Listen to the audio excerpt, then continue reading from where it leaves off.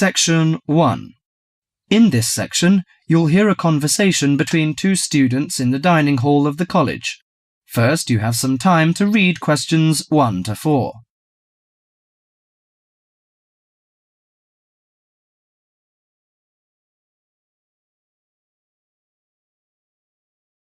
Now listen carefully to the conversation and answer questions 1 to 4.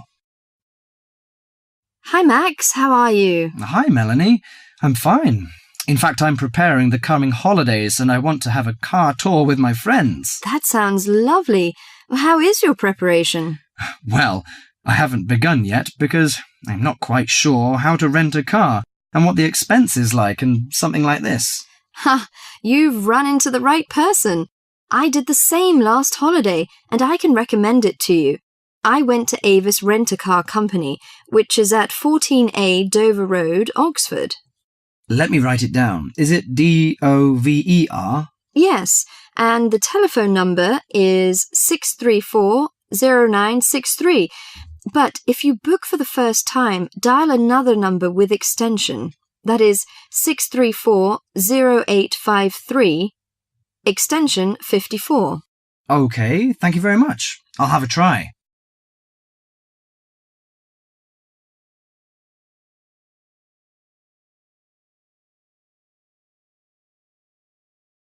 Before you hear the rest of the conversation, you have some time to read questions 5 to 10.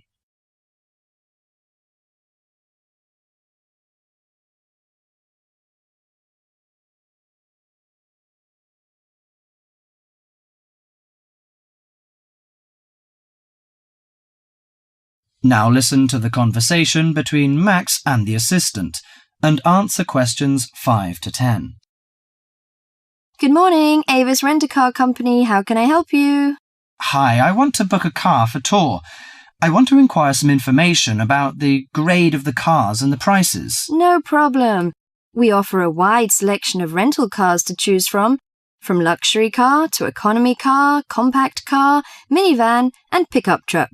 Well, luxury car is obviously out of my price range, but compact or economy is not big enough.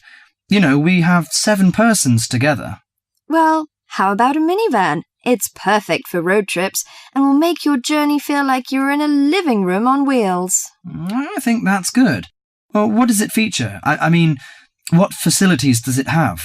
Unlike most minivans with manual transmission, the rental minivan cars have feature automatic transmission, air conditioning, and AM/FM stereo. If you drive a long, smooth way, you can use the cruise control, which will save you a lot of energy. Good. How much is the price? If you rent an intermediate one, it will cost you £55 each day. If it is standard, the cost is £45 per day. I think the standard is enough. Oh, we have a special 50% discount for weekends, from Friday to Sunday. But that doesn't apply to tax, recovery fees, and optional services. Well, what are the optional services? Well, they usually include some extra facilities, like first aid kit or something like that. I know. We plan to start off on Friday, so we have to prepare 1 day in advance. I want to book from 30th of April, which is Thursday, and it will end next Monday. OK. Could you leave your name and the driving license number? My name is Max, and the license number is M9021. OK. You can pick up the car on Thursday noon. Besides, we offer some optional services like street maps, flashlight, and sunsheet. What would you like to have? Flashlight is not necessary, I think. But street maps are useful, especially when we drive in a strange place. As for the sunsheet, I'd like to give that a miss. We don't want to spend too much extra money. OK, Mr. Max, thank you for calling. That is the end of section 1.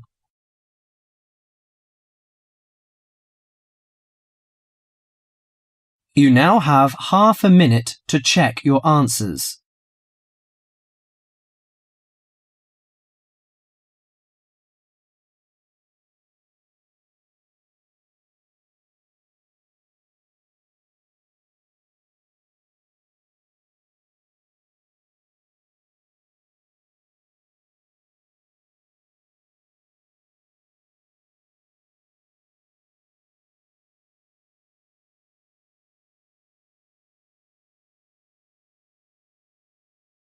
Section 2. In this section, you'll hear a TV program on an organisation of environment protection. First, you have some time to read questions 11 to 20.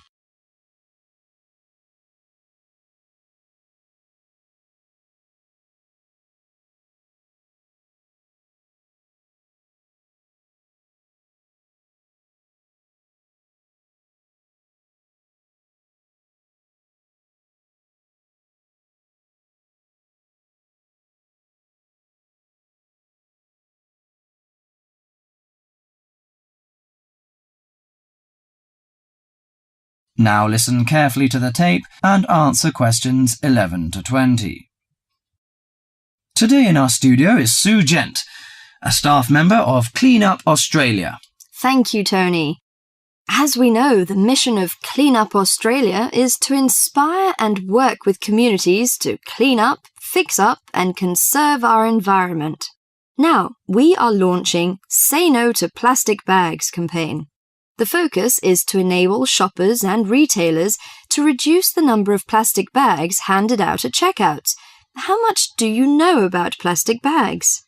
Plastic is a recyclable resource. They are manufactured from non-renewable resources like oil and gas. The embodied petroleum energy contained in 8.7 checkout bags is enough to drive a car 1 kilometre. If plastic is not recycled, this embodied energy is lost from the resource chain. An estimated 36,700 tonnes of plastic bags are disposed of in landfill sites throughout Australia each year. Australians dump 4,000 recyclable plastic bags into landfills every minute. How does plastic litter harm the environment? Many thousands of seabirds and marine mammals die every year around the world as a result of plastic litter. When the animal dies and decays, the plastic is free again to repeat the deadly cycle. There are 2 reasons that plastic bags are particularly problematic in the litter stream. Firstly, they last from 20 to 1,000 years. Secondly, they escape and float easily in air and water, travelling long distances. Now, any questions from you? How can I help reduce the number of plastic bags used? In addition to saying no to plastic bags at supermarkets, you can help reduce plastic bags at convenience stores and takeaway food shops. These retailers account for 47% of single-use plastic shopping bags. You can help in the following ways. For example, you can keep a reusable bag in your car or handbag to use for unexpected purchases. Besides, if you have placed a big order at a takeaway store, ask for the food to be packed in a cardboard box that can later be recycled. Could you tell me where I can recycle my plastic bags? Well, most larger supermarkets and local Stockland shopping centres have recycling facilities available. Remember to turn bags inside out and remove any receipts and food scraps before recycling. Contamination can cause problems in production and prevent recycled plastic from being used. What happens to recycled plastic bags? Plastic bags are recycled to make garden furniture, garden sleepers, flower pots, and new plastic bags. Should I use biodegradable plastic bags? A biodegradable product is one that breaks down safely, by biological means, into the raw materials of nature and disappears into the environment. There is currently no Australian standard for biodegradable plastic bags. This means there is no guarantee that bags will completely break down, as claimed by their manufacturer. Until an Australian standard has been developed and these bags have been tested, Clean Up Australia cannot recommend using plastic bags that claim to be biodegradable. Overall, do our best to refuse, reduce, and reuse plastic bags whenever possible. If you throw plastic bags away, tie them in a knot. This limits the chance that they'll blow out of a bin or blow away in landfills. By following a few simple steps, we can stop plastic bags from blocking our drains and creeks, injuring our precious marine life, and harming our wildlife. That is the end of Section 2.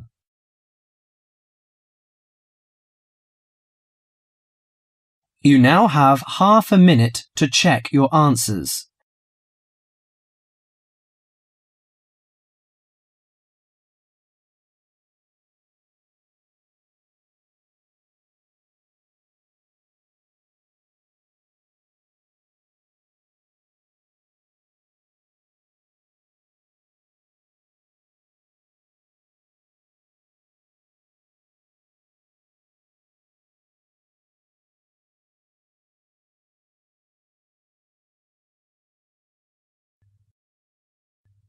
Section 3.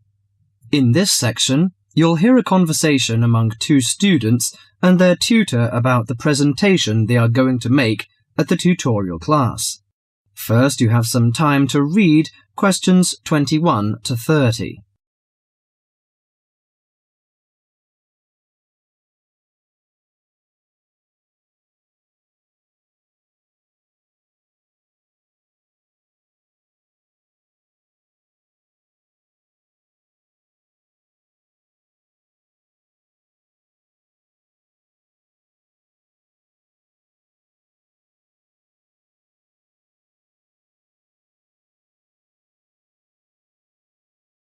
Now listen carefully to the conversation and answer questions 21 to 30. Right, Jason and Karen. How are your presentations for the next tutorial class? I feel a bit nervous. I haven't done that before. Although many of my classmates in the same tutorial group have finished theirs. But I think them a little uninteresting because they just read out their notes. I hope mine will be more attractive It seems you have a higher demand for yourself. As for me, I have no sense of uneasiness because I made one last semester, but I feel no sense of satisfaction about it. It lacked strong arguments, I think. How much did you get for the last presentation, Jason? 83% actually, but my goal for the next one is over 87%.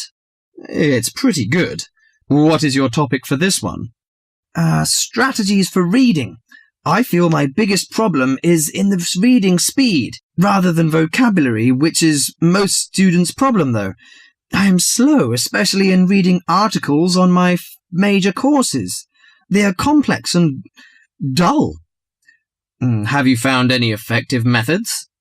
Well, I am not quite sure.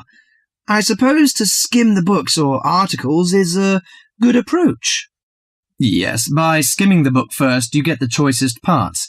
It saves a lot of time. You don't have to read every word of the passage, but you have to learn to read certain parts intensively. Yes, I include that in my presentation. There is one thing I'm not clear yet. Why don't we make presentations more related to our major?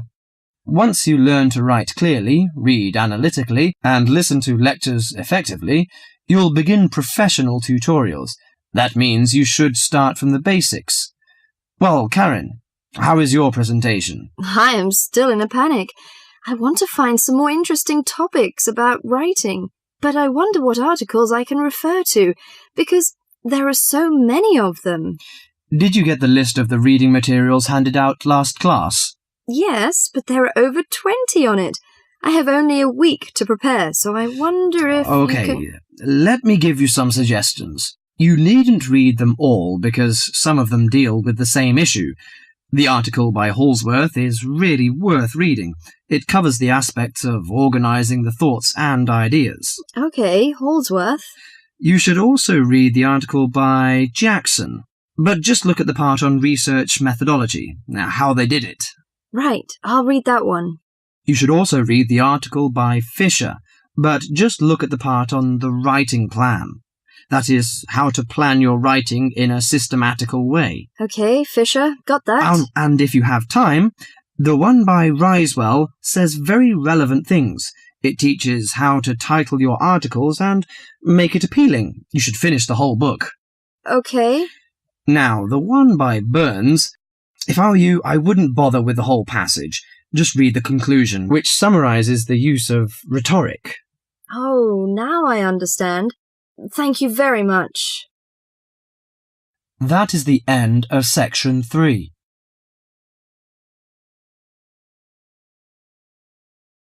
You now have half a minute to check your answers.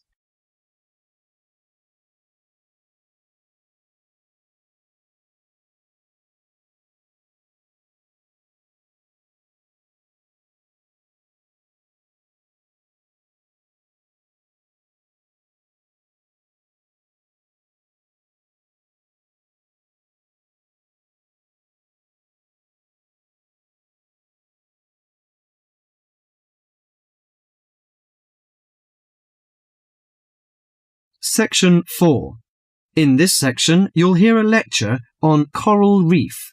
First, you have some time to read questions 31 to 40.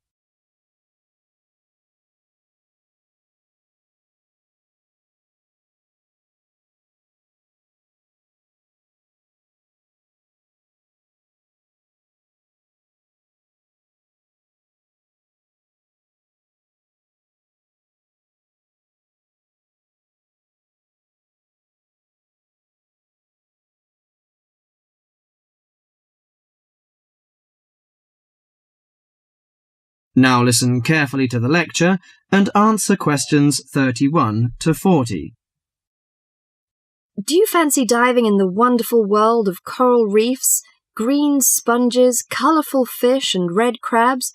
It is a rich garden beneath the waves. But how much do you know about the corals? Are they animals or plants? What are the threats to coral reefs? Today, Mr. Tim Harford, Executive Director of the Coral Reef Alliance, is going to introduce the facts about coral reefs. Good afternoon, everyone. Coral reefs are one of nature's most magnificent creations. It is filled with thousands of unique and valuable plants and animals. Over 1/4 of all marine species depend on healthy coral reefs. Humans also depend on coral reefs. These marine ecosystems are the primary source of food and income for millions of people, a vast repository of valuable chemical compounds and medicines, and a natural wave barrier that protect beaches and coastlines from waves and storms. Coral is actually the exoskeletons of coral polyps. Made from limestone, these skeletons build up over time, forming the reef. New corals are born each April. At a certain hour, on a certain night, mature corals suddenly release clouds of eggs and sperm into the sea.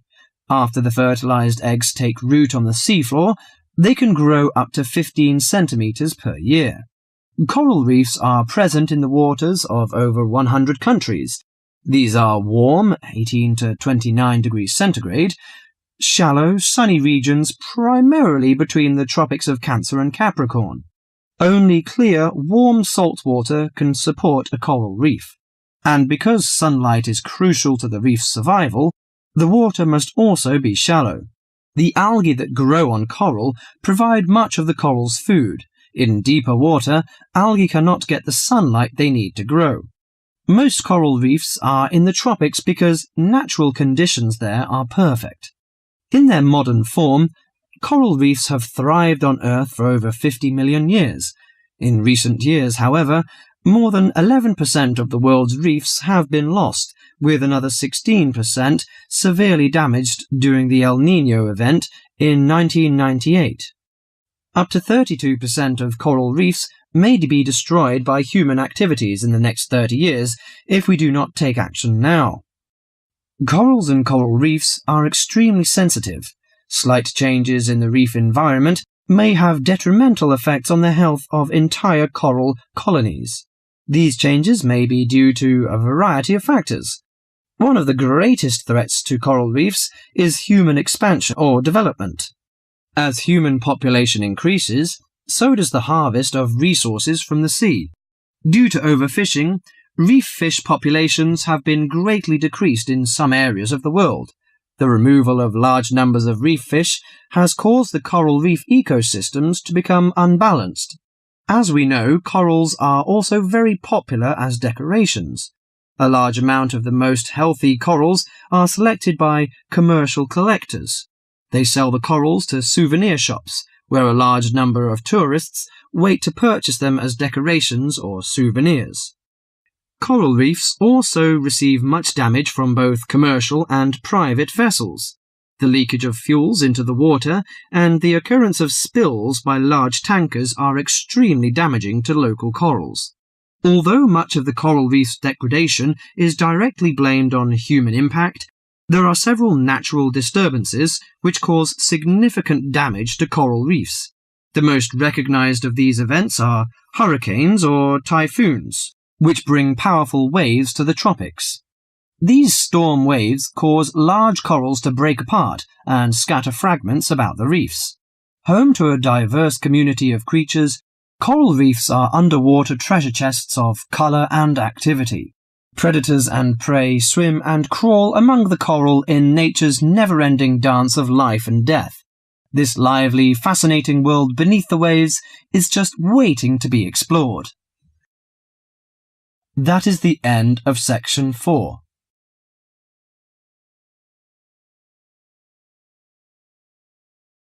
You now have half a minute to check your answers.